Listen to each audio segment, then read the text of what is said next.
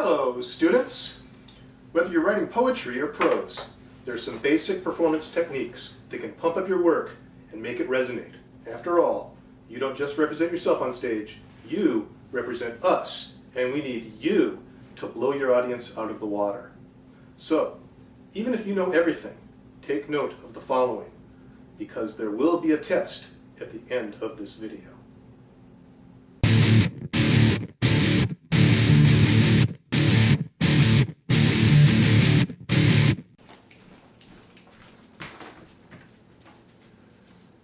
I'll give my vote to a cricket or the window of sunlight on the shiny surface of that coffee table scored cheap at a junk shop I am so proud of. Give it to Buddha or Allah or Jesus or Zeus or a black hole of the woodpecker I'll kill just for fun and laugh watching die in a rat caught in a glue trap I drowned in a bucket in the country. No, no, no! First of all, be proud of your words, even if you aren't. If you ain't, then fake it, because every word is important and should burn, burn, burn! You are a visionary. You are historical. Take your time and give your audience time to digest every living syllable. Make your audience feel the gravity of your intellect and imagination. Now, on to pointer number 2.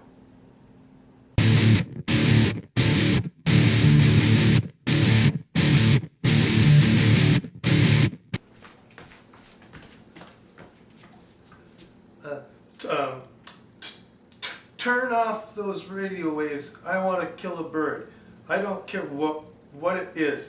Give me a gun. Make a stand for Columbine and hold my inner adolescent, that's a big word, ground.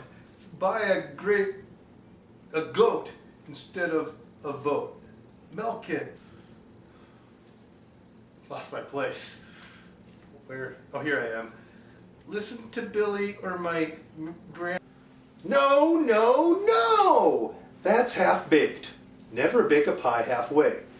Coming off as human is not the goal. The goal is to be uber-human with an umlaut.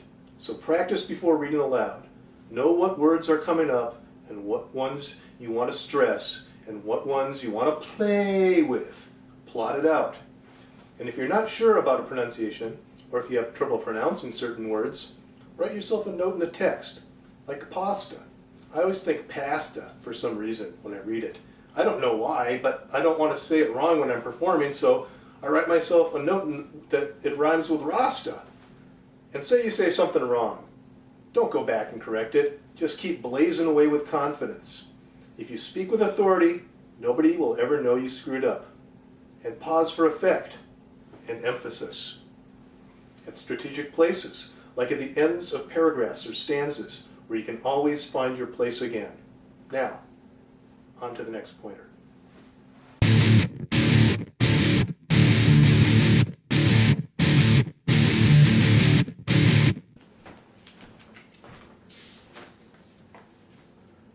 How to write a political poem. However it begins, it's got to be loud. And then it's got to get a little bit louder.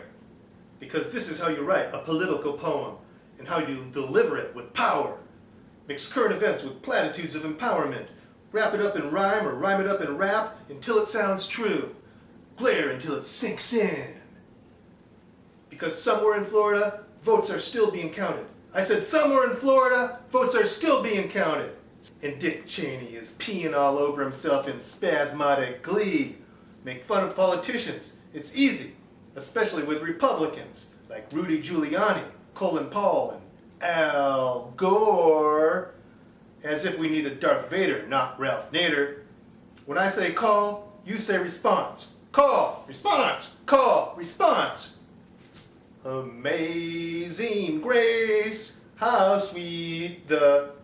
Stop in the middle of a song that everyone knows and loves. This will give your poem a sense of urgency. Because there's always a sense of urgency in a political poem. And even as I say this, somewhere in Florida, votes are still being counted.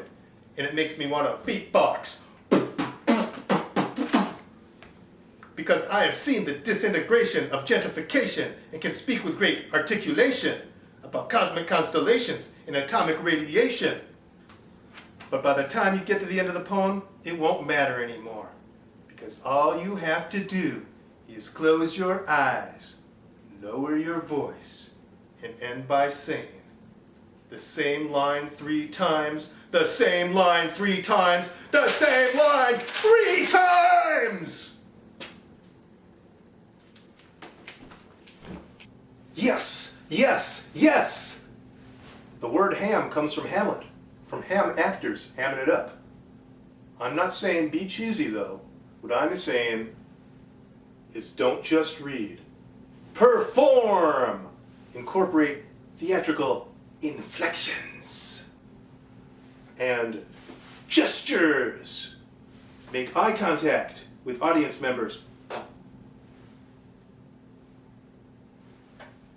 And build to a crescendo! Now, on to the next pointer.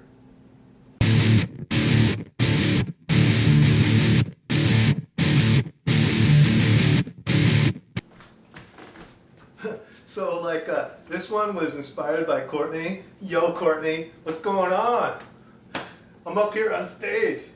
Anyways, we had to do this prose vignette sort of assignment for Dr. Vanderslice's class, and well, you'll see what I did. I was kind of messing around, moving the words around, but you'll see what I did. Okay. I will vote for my irrelevance, me and my goat. Hunting birds, we shall wander a wilderness, darkened by growth of 10,000-year-old trees. We shall walk the antique gardens, burrow in soul grottos, horn-locked in a proto-romance at the end of faith in agricultural rights, libertas fraternidad. So yeah, I thought it would be sort of cool to sort of make that part sound foreign sounding, So I played around with German, but that just sounded too, guttural. But anyways, so I sort of went for the other language, etc. Yeah, I think I'll work on that one some more and maybe send it out after break. Fort Lauderdale 2015! Woo! Okay, my next poem. No, no, no! You're a time traveler. You're traveling through time. But more importantly, so is your audience. But you're driving, so know your destination.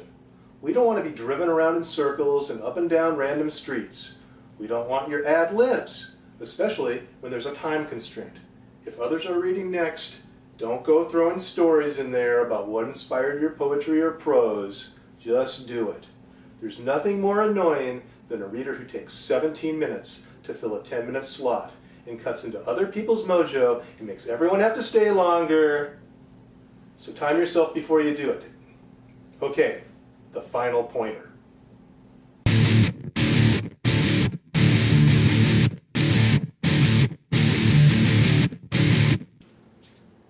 And so alone in separate beds, we spelunk each other in our heads, and sometimes not so gently.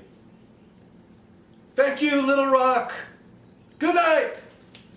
Oh, up next is Courtney. Yes, yes. Don't just fizzle out and fade away. Let the audience know you're done, and the applause will happen on cue, because sometimes it doesn't always work that way, especially with poetry. People never know when to clap for poetry. And oh yeah, if you're supposed to introduce somebody else, don't forget to do it during the fog that comes with finishing up and stepping down. Now here's the test I told you about, and it's a take-home test, and you've got your whole life to work on it. The question is, what will you do with these pointers? Will you do something? Will you do nothing? Or will you get up there, and will you do it for the children, the octopi, Walt Whitman, and all the stars of infinity?